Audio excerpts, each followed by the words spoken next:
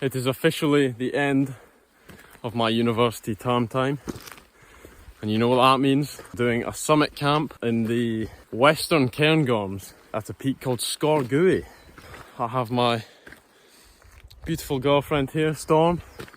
This will be our first summit camp, so I'm hoping it'll be a good one. The weather looks really good, as you can see. Very sunny at the moment. Now, this is not my first time summiting Sgor Gaoith, nor is it the first time I'm camping up here, as I was up here doing my ML training week, although it's not going to be the exact same place. It does feel very familiar. Despite it being such a nice day, the wind at the top was chilling. Now, this is to be expected when you're in the Cairngorms. It's a very exposed landscape. Luckily enough, with me having been here before, I knew that Camban Moor had a large cairn shelter on it, and so we could tuck in there, get some rest from the elements, and get some food in us, and put the smiles back in our faces.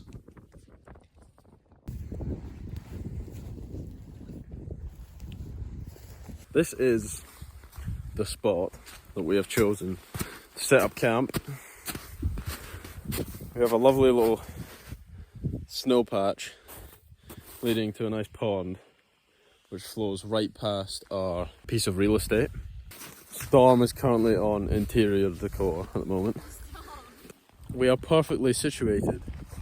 This nice flat ground right in front of this old building house looking thing. Now, legend has it, and I might be wrong for this, if I am, I will correct myself with a voiceover, but legend has it, this used to be a small little settlement for cattle rustlers.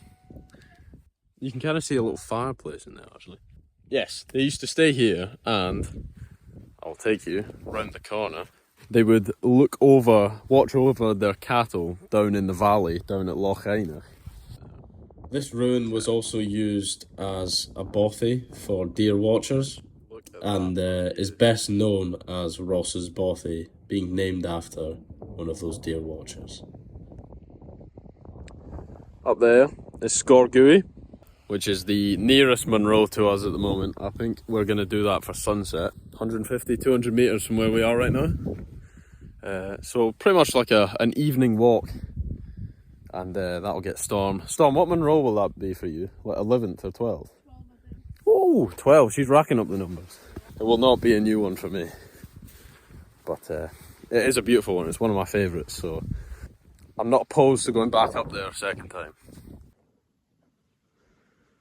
And soon enough, it was time for us to lace up our boots, so I could show Storme what all the Sgor Gaoith hype was about.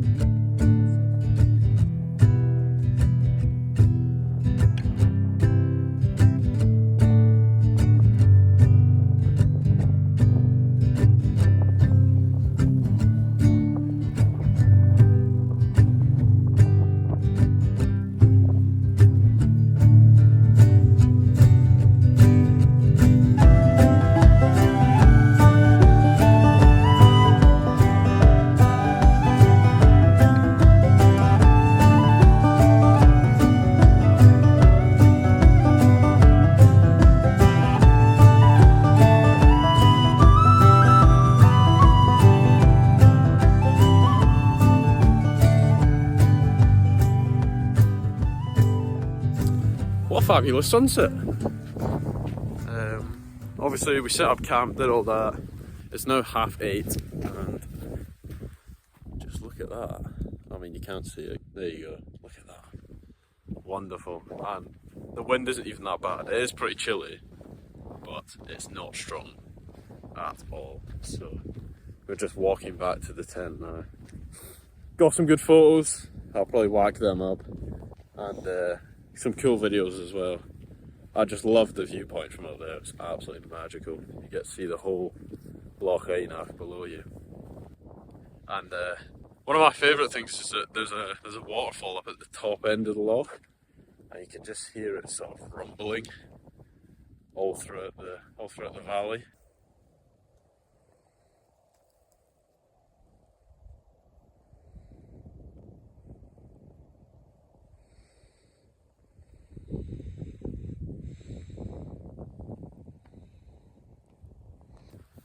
Guys, it's dinner time, lad.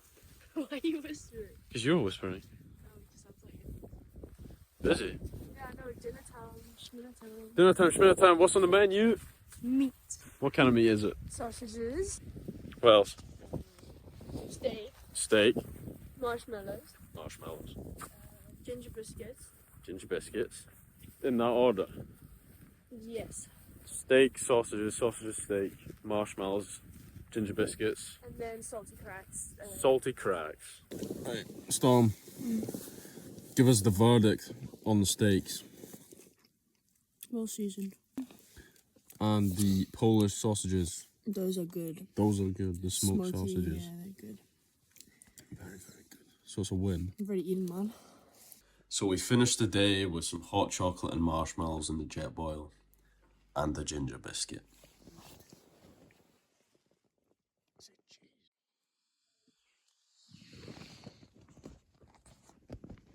Now, we did see the Northern Lights just before bed as I was brushing my teeth. They were quite faint, and so I got absolutely nothing on camera.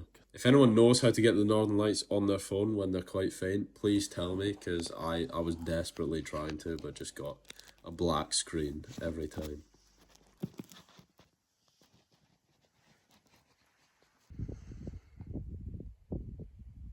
So as I was all packed up, it was bloody freezing last night. I was cold as anything.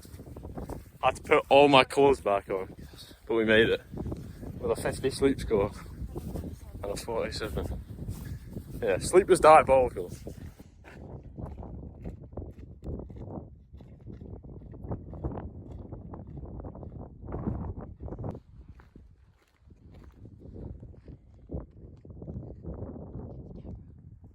Mum, get the camera. Why?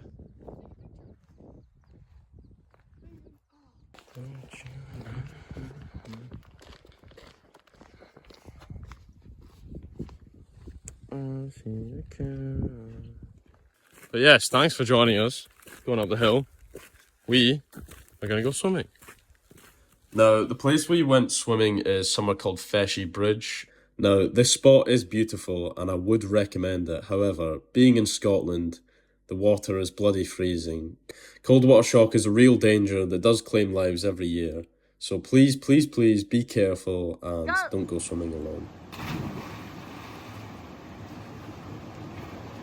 Now, what I did to try and prevent cold water shock is I made sure to acclimatise my body to the temperature. This is me over the span of 5 minutes here, and you can see just how slowly I'm going into the water. Now, I'll stop banging on about safety in a minute, but looking back on this, what I would do is I would have had Storme much closer to me on the rocks, and that way she'd be much closer in order to lend a hand. Okay, you ready? 3, 2, 1, go!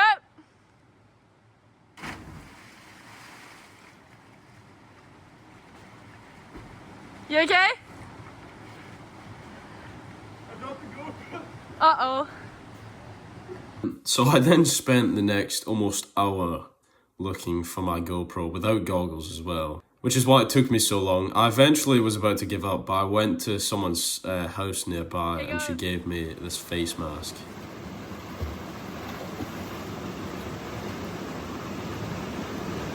"50 minutes later, I found it."